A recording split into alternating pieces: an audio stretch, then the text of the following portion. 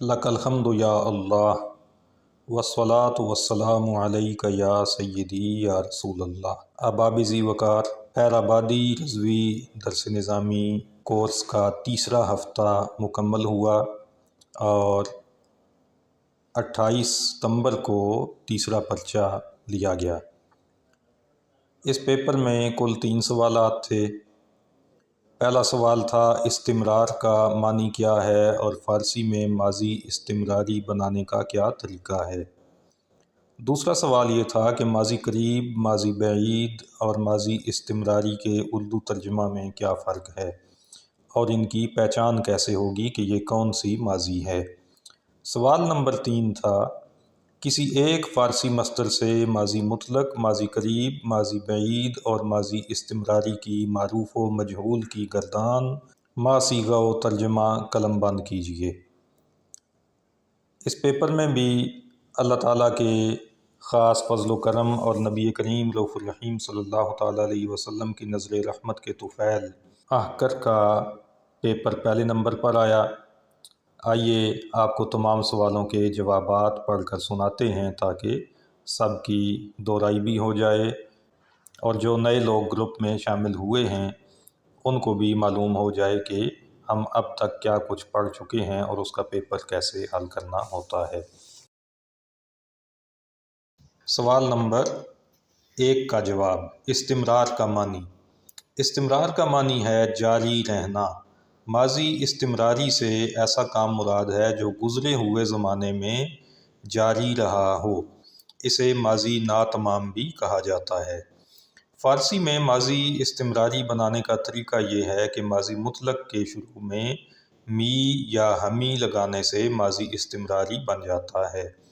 جیسے گفت اس نے کہا، اب یہ ماضی مطلق کا صیغہ ہے، اسے شروع میں می یا ہمی لگا کر می گفت یا ہمی گفت کر دیا جائے تو یہ ماضی استمراری بن جائے گا اور اس کا ترجمہ ہوگا وہ کہہ رہا تھا یا وہ کہتا تھا یا وہ کہا کرتا تھا۔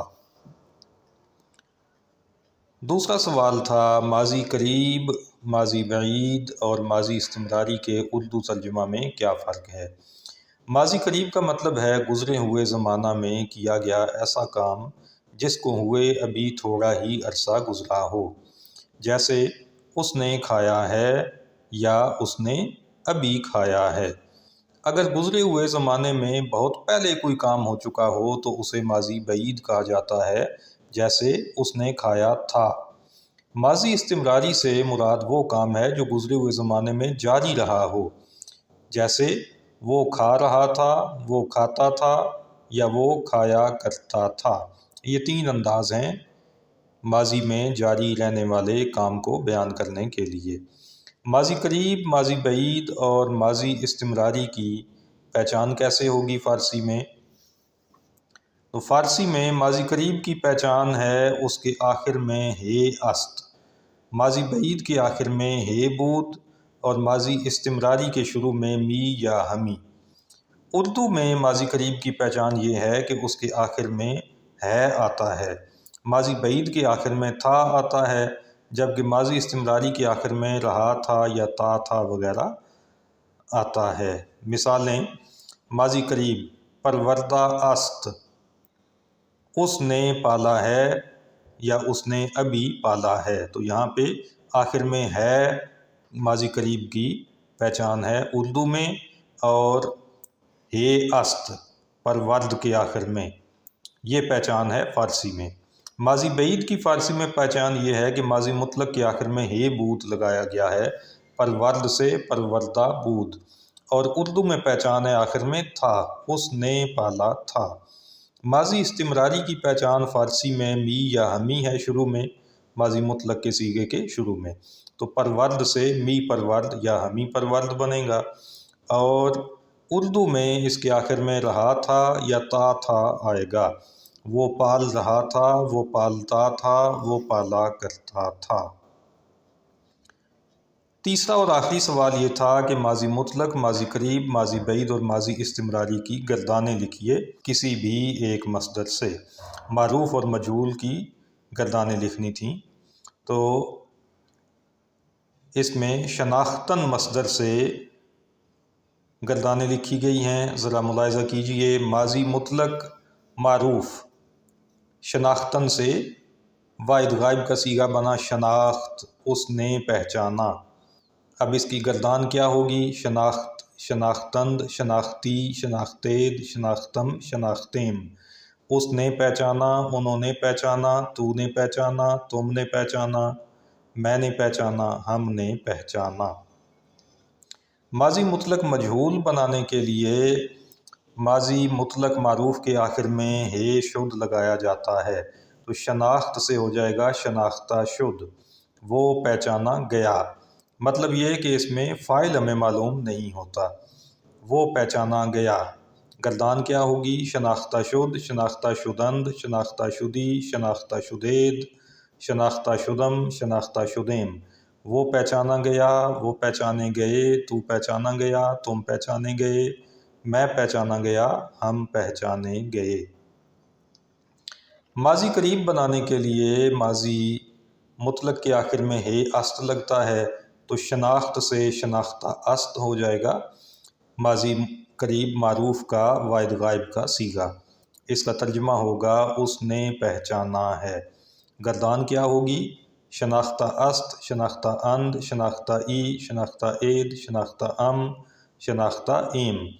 اس نے پہچانا ہے، انہوں نے پہچانا ہے، تو نے پہچانا ہے، تم نے پہچانا ہے، میں نے پہچانا ہے، اور ہم نے پہچانا ہے۔ اس میں یہ بھی غور کیجئے کہ واحد حاضر کے صیغے میں ہے کے اوپر حمزہ لگا دیا گیا ہے اور اس کو ای پڑھا گیا ہے، شناختہ ای۔ یہ طریقہ ہے ماضی قریب کے واحد حاضر کے صیغے کو لکھنے کا۔ ماضی قریب مجہول بنانے کے لیے ماضی مطلق کے آخر میں ہے شدہ است لگا دیں گے، شناخت سے شناختہ شدہ است ہو جائے گا، وہ پہچانا گیا ہے۔ اس کی گردان ہوگی شناختہ شدہ است، وہ پہچانا گیا ہے، شناختہ شدہ اند، وہ پہچانے گئے ہیں، شناختہ شدہ ای، تو پہچانا گیا ہے، شناختہ شدہ اید، تم پہچانے گئے ہو، شناختہ شدہ ام، میں پہچانا گیا ہوں، شناختہ شدہ ایم، ہم پہچانے گئے ہیں۔ ماضی بعید بنانے کے لیے ماضی مطلق کے آخر میں ہے بود لگاتے ہیں، تو ماضی مطلق معروف واحد غائب کا صیغہ تھا شناخت، اس کے آخر میں ہے بود لگایا تو ماضی بعید معروف بن گیا شناختہ بود، اس نے پہچانا تھا۔ گردان ہوگی شناختہ بود، اس نے پہچانا تھا، شناختہ بودند، انہوں نے پہچانا تھا، شناختہ بودی، تو نے پہچانا تھا، شناختہ بودید، تم نے پہچانا تھا، شناختہ بودم، میں نے پہچانا تھا، اور شناختہ بودیم، ہم نے پہچانا تھا۔ ماضی بعید مجہول بنانے کے لیے ماضی مطلق کے آخر میں ہے شدہ بود لگتا ہے، تو یہ بنے گا شناختہ شدہ بود، وہ پہچانا گیا تھا، شناختہ شدہ بودند، وہ پہچانے گئے تھے، شناختہ شدہ بودی، تو پہچانا گیا تھا، شناختہ شدہ بودید، تم پہچانے گئے تھے، شناختہ شدہ بودم، میں پہچانا گیا تھا، اور شناختہ شدہ بودیم، ہم پہچانے گئے تھے۔ ماضی استمراری معروف اور مجہول۔ ماضی استمراری کا ابھی استاد محترم نے باقاعدہ لیکچر نہیں دیا، وہ لیکچر اگلے دنوں میں ہونا ہے، لیکن گروپ میں ایک چھوٹی سی ریٹن پوسٹ کے ذریعے انہوں نے اس کی پہچان کروا دی تھی اور اس کی گردان کا طریقہ بتا دیا تھا، اسی کے تحت اس پیپر میں سوالات ہم نے حل کیے ہیں۔